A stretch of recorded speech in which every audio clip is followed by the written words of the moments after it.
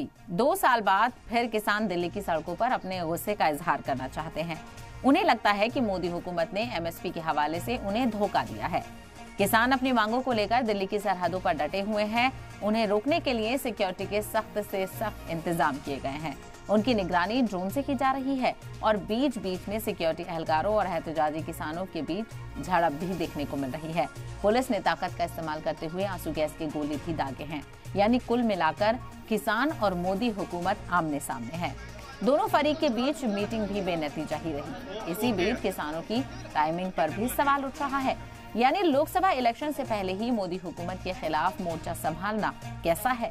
2 साल पहले जब मरकजी हुकूमत ने किसानों की बात मान ली थी तो उन्हें पूरे 2 साल बाद ही इलेक्शन के करीब ही ये वादे क्यों याद आए।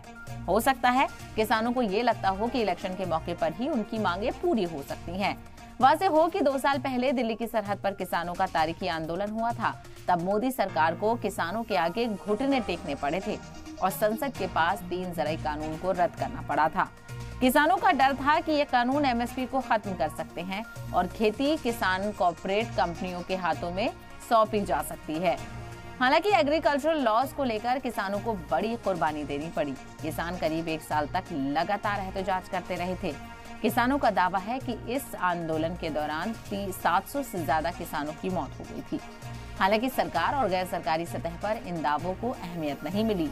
2 साल पहले सरकार ने न सिर्फ कानूनों को रद्द कर दिया बल्कि एमएसपी पर गारंटी देने का वादा किया। इसके बाद किसानों ने आंदोलन वापस ले लिया था। लेकिन अब किसानों का कहना है कि सरकार ने एमएसपी को लेकर अपने वादे पूरे नहीं किए। 2021 के आंदोलन की तरह ही इस बार भी अपनी कई मांगों के लिए किसान प्रोटेस्ट के लिए उतर गए हैं और इस बार शुरू से ही किसानों के इस आंदोलन को सियासी सपोर्ट भी मिल रहा है। कांग्रेस एमपी राहुल गांधी ने तो यहां तक कह दिया है कि अगर हमारी हुकूमत आई तो हम किसानों की मांग पूरी करते हुए एमएसपी वाली मांग भी मानेंगे। तो वहीं बीएसपी सदर मायावती ने भी मरकजी हुकूमत को इस मामले का हल ढूंढने की सलाह दी है, जबकि असदुद्दीन ओवैसी और अखिलेश यादव समेत दीगर अपोजिशन लीडरान ने भी हुकूमत को घेरा है। सवाल ये है कि क्या एमएसपी पर बात बनेगी या टकराव जारी रहेगा। तो किसानों को इंतजार है कि एमएसपी को लेकर सरकार गारंटी दे। हालांकि जब पिछला जो आंदोलन हुआ था 2021 में जिसको खत्म किया गया था, 1 साल तक किसान सड़कों पर बैठे रहे थे, बॉर्डर्स पर बैठे रहे थे, अपने मुतालबात को रखते रहे थे। किसानों ने हिम्मत नहीं हारी, डटे रहे और सरकार के साथ कई राउंड की बातचीत चली और आखिरकार में सरकार को घुटने टेकने पड़े, किसानों की बात माननी पड़ी, ज़राई कानून को रद्द करना पड़ा और दूसरी तरफ जो एमएसपी पर गारंटी का बात किसान चाह रहे थे, गारंटी की यकीन दहानी चाह रहे थे, वो भी सरकार ने मान ली थी। लेकिन सरकार ने कह तो दिया कि आपको एमएसपी पर गारंटी दी जाएगी, आपका वादा पूरा किया जाएगा, लेकिन उस पर अमल दरामद नहीं किया गया। किसानों ने 1 साल इंतजार किया, 1.5 साल इंतजार किया, लेकिन अब इंतजार 2 साल का हो चुका है और अब किसानों का सब्र का बांध भी टूट गया है। हालांकि इसकी टाइमिंग को लेकर भी सवाल उठ रहे हैं, क्योंकि कुछ ही दिनों में अब चुनाव आने वाले हैं, लोकसभा चुनाव है। ऐसे में किसानों को लग रहा है कि जो मरकजी हुकूमत ने वादे किए थे, जिनको नहीं माना था, अब वो सही वक्त है कि सरकार को याद दिलाया जाए और कहा जाए कि आपने जो वादा किया था, आंदोलन खत्म कराया था, आप उनको पूरा कीजिए, नहीं तो फिर से आंदोलन शुरू हो जाएगा, और जो कि शुरू हो चुका है। हालांकि आंदोलन शुरू होने से पहले यानी दिल्ली कूच करने के ऐलान से पहले ही जब 13 तारीख को शुरू होने वाला था, किसानों की सरकार से बातचीत हुई। सरकार के 3 मरकजी वजीर किसानों के साथ बैठे, लेकिन बातचीत बेनतीजा रही।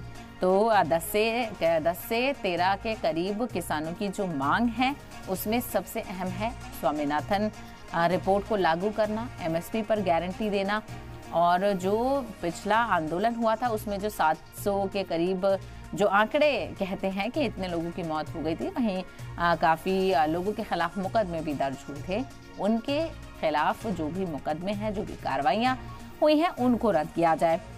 दूसरी तरफ जो लखीमपुर खीरी में पूरा मामला हुआ था एहतजाज के दौरान, जो पूरा टकराव देखने को मिला था, उसमें भी जो लोग मरे और जो लोग जख्मी हुए, उनमें से परिवार वालों को एक सरकारी नौकरी और दूसरी तरफ 10-10 लाख रुपए मुआवजा देने की मांग।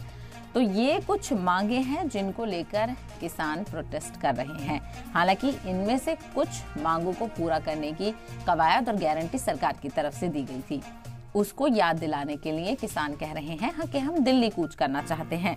इसको लेकर पूरा माहौल बन गया और किसानों ने यहाँ तक कहा कि हम पूरा अमन तरीके से एहतजाज करना चाहते हैं, हम किसी को परेशान नहीं करेंगे, किसी को कोई नुकसान नहीं पहुंचाया जाएगा। हमारा मकसद है कि हम सरकार को उजागर करें, सरकार को याद दिलाएं कि आपने जो वादे किए थे उनको पूरा नहीं किया है।